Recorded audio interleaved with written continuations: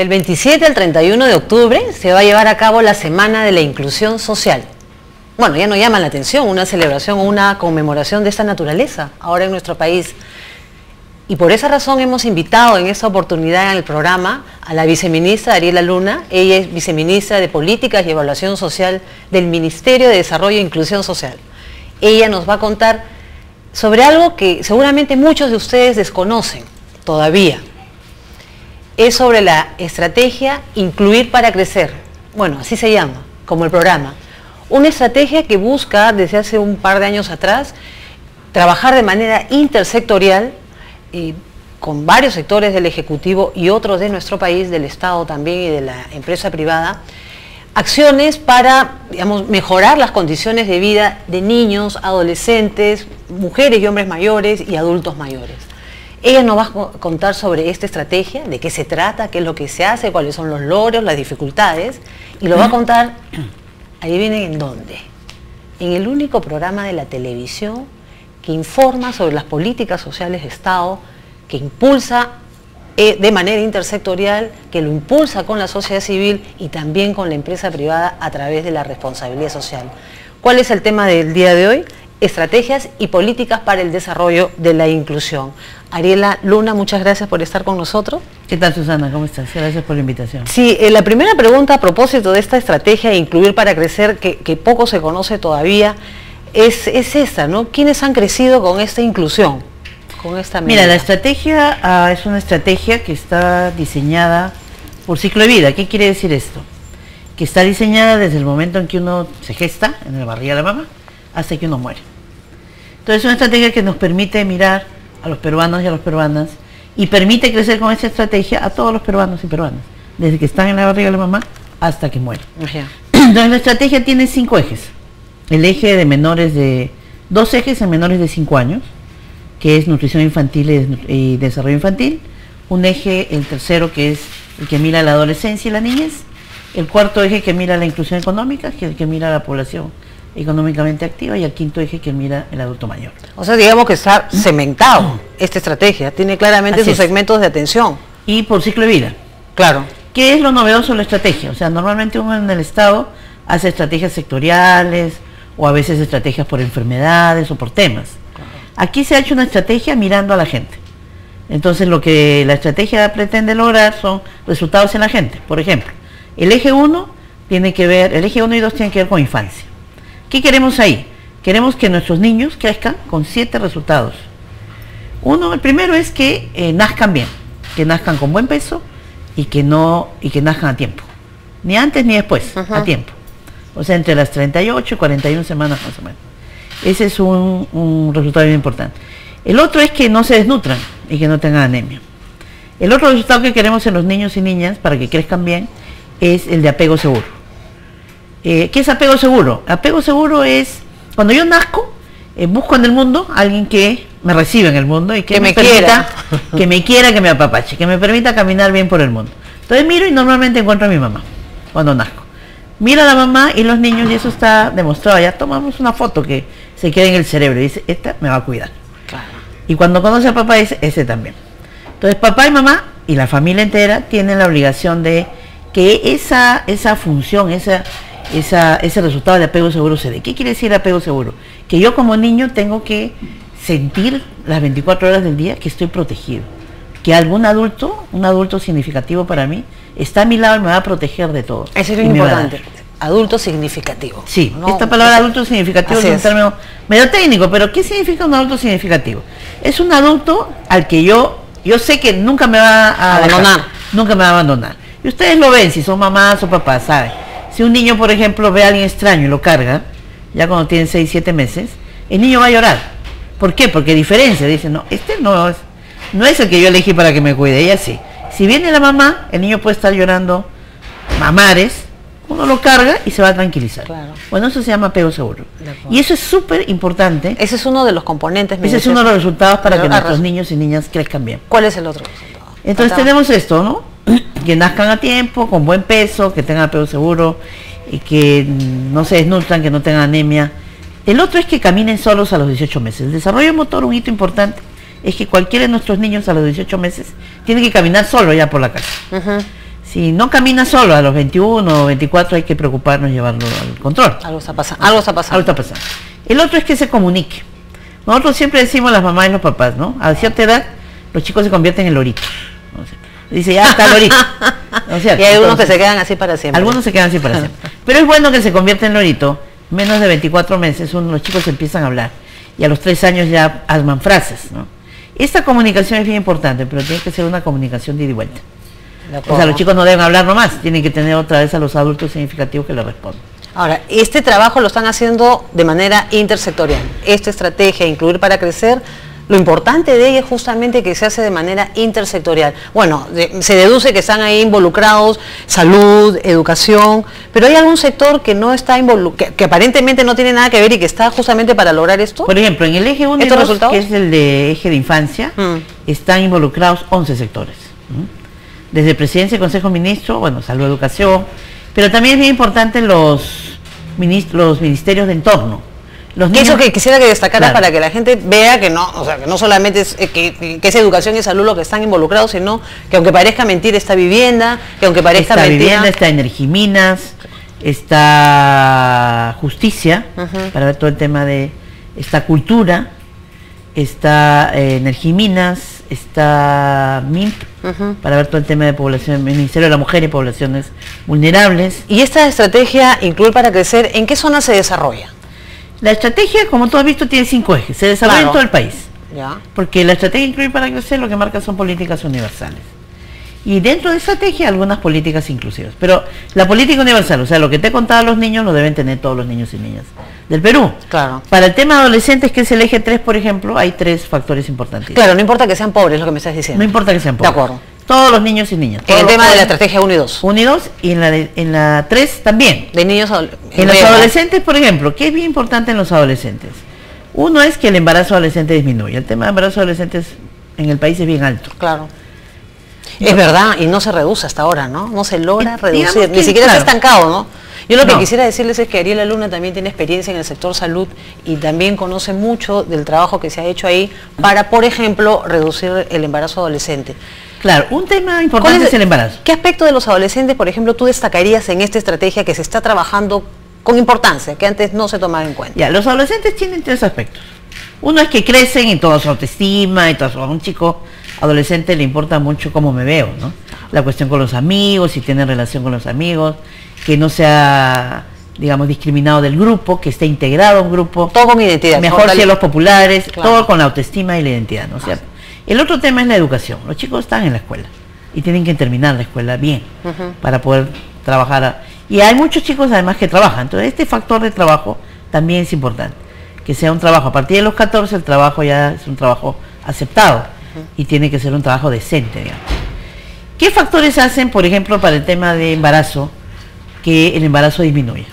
Claro. Las mujeres deberían lograr, el 100% de las mujeres peruanas lograr terminar su educación secundaria. Ese factor es fundamental. Yo justamente le quería comentar eso, porque entrevistaba yo la vez pasada al nuevo alcalde, a lo que va a ser el alcalde electo del Agustino, y me decía que él manejaba el dato que en su distrito había 6.000 estudiantes que no habían culminado la escuela. Ese es un tema. No, en los últimos años, ¿no? Y que él quería por lo menos hacer un mapa de quiénes son esos adolescentes, dónde están, para ver qué políticas municipales puede aplicar para, digamos, gobernar la vida de ellos. Entonces hay un aspecto, el de mejorar evitar que se hagan de las escuelas, la deserción escolar es un aspecto de acuerdo. En general, pero sobre todo en mujeres.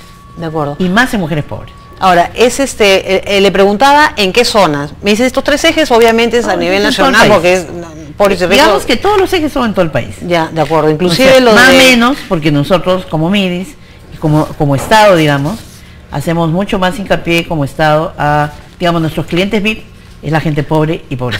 Qué buena vida. No, sí, claro. Claro, los clientes VIP son los más importantes. Claro, ahora, inclusión económica y protección del adulto mayor de igual manera. Ahora, estamos hablando antes de iniciar la entrevista de un fondo que ustedes justamente están impulsando para estos sectores. A ver, cuéntame. Sí, mira, para que un resultado se dé, es bien importante que existan todos los insumos que se requieren para que ese resultado se dé. Por ejemplo, para que un chico tenga una buena clase, tiene que tener el profesor a tiempo, tiene que tener el cuaderno de trabajo y tiene que tener todos los materiales para trabajar en su aula, y tiene que tener la escuela, no. Obviamente luz, agua, etcétera, ¿no es cierto? Eso, el profesor, a veces los insumos no están a tiempo, y eso no permite que se dé un buen servicio. Entonces, y eso para todos los resultados. ¿Qué hace el Fondo de Estímulo para el Desempeño? Lo que hace es identificar esa línea de producción y identificar qué es lo que tiene que estar para que el servicio se dé. Para cada eje. Para el eje 1 y 2 por ahora. Ya. Y vamos a ir ampliando, ¿no es cierto? Entonces, por ejemplo, para que los niños reciban su control de crecimiento y desarrollo mensual, sus vacunas, tiene que haber la enfermera, tiene que haber todos los insumos para eso, y tiene que estar en los establecimientos más pobres. Entonces, ¿qué hace el fondo? Identifica eso y dice, ya, yo te voy a premiar por lograr eso, por lograr que 100% de establecimientos cuenten con insumos para dar estos servicios, y si tú haces eso, yo te premio con un adicional. ¿Y este fondo ya se está ejecutando o ustedes han previsto ya orientarlo? Este fondo ya se está ejecutando. Ajá, ¿de cuánto es? ¿Y hasta cuándo? 170 millones de soles. Ya hemos firmado convenio con 9 regiones y vamos a firmar ahora con 7 más, o sea 16 ya están, y ya tenemos resultados, porque el fondo produce resultados inmediatos. El primero en un mes. ¿Desde cuándo empezó a aplicarse este fondo? Más o menos 4 meses. Hace 4 meses, 170, sí. Ya se orientó 170 millones de soles. Ahorita 14, que a es 14. El primer paso. O sea, este fondo es progresivo, vamos trabajando de por acuerdo, partes. de acuerdo. Entonces, si tú cumples, yo te doy. Por ejemplo, ¿Y cuál es, digamos, el desempeño mayor que han logrado justamente por este tipo de fondos que estimulan? Por ejemplo, para el tema de anemia, los chicos necesitan recibir lo que se llaman los multimicronutrientes. Los multimicronutrientes tienen hierro, ácido fólico, vitamina. Eso yo lo pongo en la papilla como mamá y se lo doy al niño, todos los días. Pero para eso tengo que ir al establecimiento de salud a recogerlo. Pero para yo, mamá, encontrar eso, el establecimiento de salud tiene que tenerlo. Cuando empezamos el fondo, por ejemplo, en el caso de las regiones amazónicas, solo el 20% de establecimientos tenían este multimicronutriente. El 20%. Pero nosotros medimos en los más pobres. O sea, en Quintil 1, o sea, estamos hablando en el caso de Loreto, en Datén del Marañón, caso de Amazonas en ¿Y en 4 meses qué pasó? Entonces, firmamos convenio y al mes el 80% tienen este multimicronutriente. Ese es un dato bien importante que vamos a desarrollar en la segunda parte de esta entrevista que se pasa en un ratito, doctora Ariela, y justamente vamos a abordar en la segunda parte qué población están priorizando especialmente a través de esta estrategia Incluir para Crecer. Nos comentaba Ariela que las poblaciones indígenas de nuestra Amazonía están siendo el objetivo fundamental para llegar a ellos, para esta estrategia. Nos vamos entonces a una pausa y volvemos con la doctora Ariela Luna, viceministra del Ministerio del Desarrollo e Inclusión Social.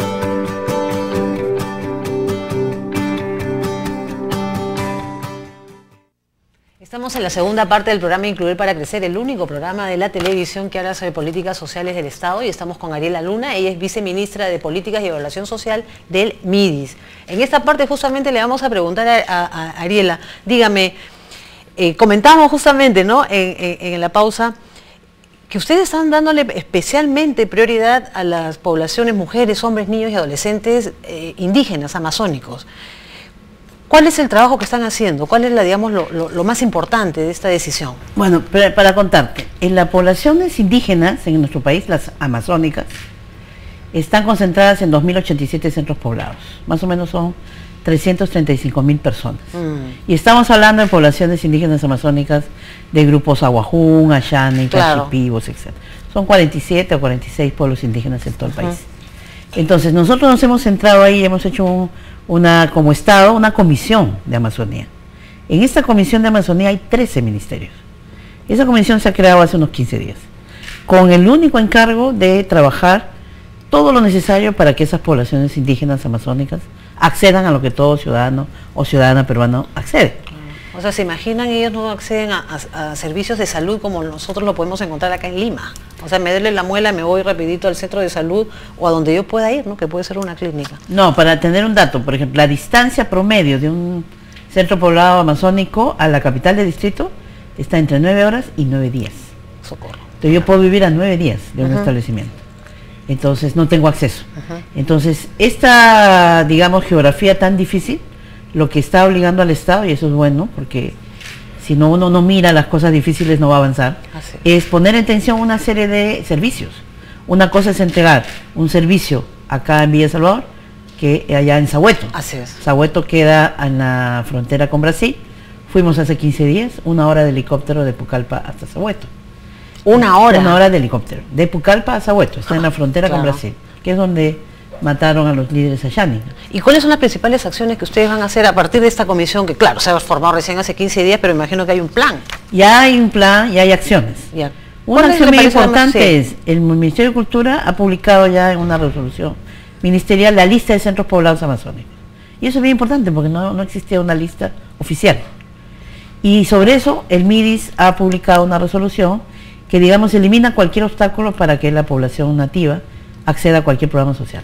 O sea, no necesita presentar su carta, yo soy muy pobre, o sea, no, soy de esta comunidad. Dice, yo soy de esta comunidad, con su DNI, porque el DNI sale en la dirección, y con el DNI puede acceder a cualquier programa de lo que el Estado brinda, tanto el MIDIS como vivienda, como energía y minas, etc. Claro, son 5 ejes lo de esta estrategia Incluir para Crecer. ¿Qué énfasis le van a poner, qué eje le van a poner especial énfasis en esta población? En esta población, proceso, digamos, ¿no? Infancia, mucho, todo lo que tiene que ver con acceso a servicios básicos, agua, luz, conectividad, todo lo que tiene que ver con inclusión económica. ¿Qué cosas? Hay una serie de... Una pregunta. Ya, hay una serie de estrategias para trabajar inclusión económica, por ejemplo, con mujeres.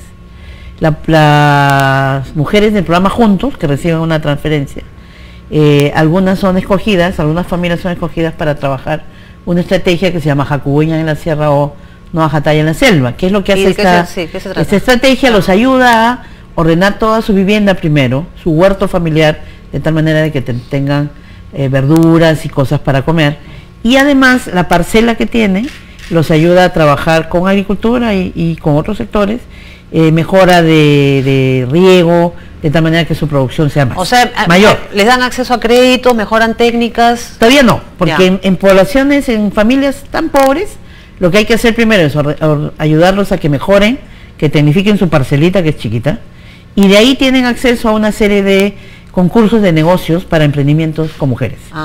Entonces se le da un pequeño fondo para que ellos empiecen un pequeño negocio. Y de ahí empiezan a caminar hacia la inclusión financiera. Una cosa importante es ¿Tienes alguna información? Claro, yo siempre digo, el dato no lo va a decir todo, pero por lo menos refleja una realidad, si estamos avanzando o no.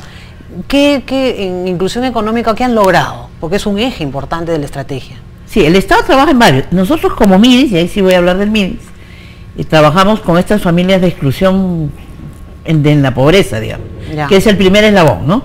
Para todos los otros sectores ya está todo el plan de diversificación productiva que el país tiene que hacer para avanzar económicamente. Pero este primer nivel ayuda a 50.000 familias en este momento a empezar a subir y acercar, lo que quiere hacer es acercarlas al mercado. Entonces hay una serie de estrategias ahí, por eso se trabaja en conjunto. Conectividad es bien importante. Si la población rural tiene acceso a un celular, cambia su vida. Claro, 50.000 familias se han beneficiado con este Están beneficiadas ahorita. Ahorita con este eje de inclusión económica. Sí, y 700.000 mujeres están beneficiadas con una tarjeta de débito. O sea, juntos pagan, y eso es importante porque las mujeres pueden acceder a una tarjeta y entran a la bancarización. Entonces ya se están acercando al mercado. Es un proceso difícil porque también el trabajo intersectorial no es fácil. No. Ahora, gracias a Dios que en los últimos años, en la última década ya la visión de trabajar intersectorialmente ya es innegable, digamos, ¿no? Pero ¿qué es lo más difícil? Lo que nosotros siempre decimos es, la intersectorialidad se mide en la gente. ¿Y cómo la estamos midiendo? Porque yo no creo en las comisiones multisectoriales, eso ya nos sentamos un ratito y ya. No, la intersectorialidad. ¿Cómo podemos hacer, por ejemplo? Nosotros tenemos indicadores que dicen niño con control de crecimiento, vacuna, suplemento de micronutrientes y su DNI. Pero todo a la vez. Entonces es diferente si yo lo mido por separado, sectorialmente. Para que ese indicador se dé, tienen que unirse varios. Claro. ¿No es cierto? Más agua clorada, entonces ahí tengo salud, vivienda y RENIEC. Claro. Entonces yo no lo voy a medir a cada uno por separado, sino lo miro en la gente. La intersectorialidad de la gente. Y el sector ya se plantea los objetivos sin necesidad de y la región mirará cómo se coordina para trabajar el resultado. Mire, ahí habla usted de un punto que también quería mencionarlo. ¿Y cuál es el rol de los gobiernos regionales y los gobiernos municipales, provinciales y distritales en la aplicación de esta estrategia? Incluir para crecer. Los gobiernos regionales son claves porque son los que ejecutan las políticas. O sea, el gobierno nacional es rector. El que ejecuta todas las acciones, salud, educación, construye, etcétera, atiende, es el gobierno regional. O sea, el gobierno regional es clave. Ninguna acción, ningún resultado en la gente se puede lograr sin la acción conjunta de todos.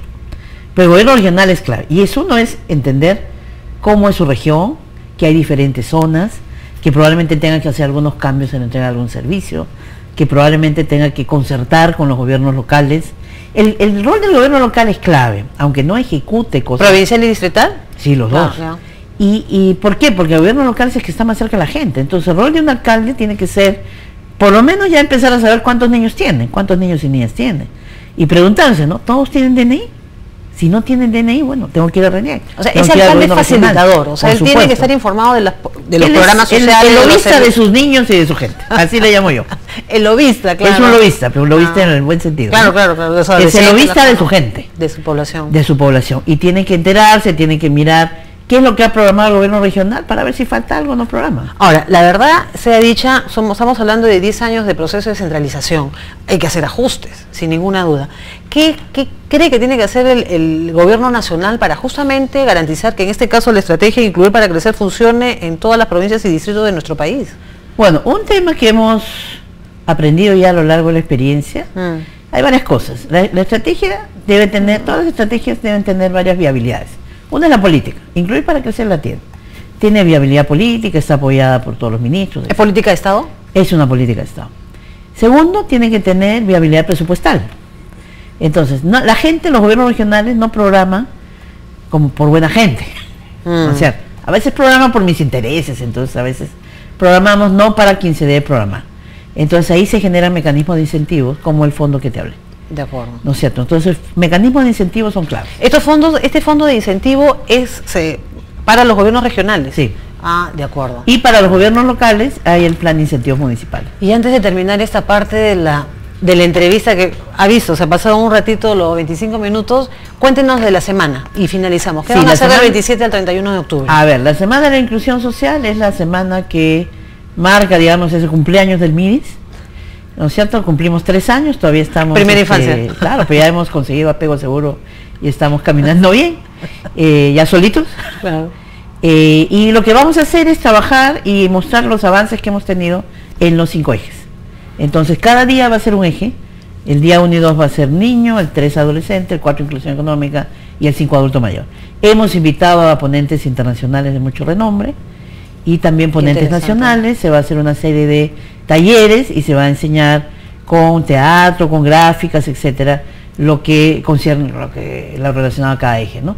Por ejemplo, el día 3, con adolescencia, va a terminar el día la Orquesta Sinfónica Juvenil, por ejemplo. Entonces estamos cruzando actividades académicas con actividades artísticas también. No, pero es un programa, digamos, integral, artístico, político, social, así es. Que gracias a Dios nos va a sensibilizar mucho justamente sobre lo que es posible hacer desde el Estado para las personas que durante muchas décadas en nuestro país han estado excluidas de todo, de servicios, de educación, de salud, de políticas.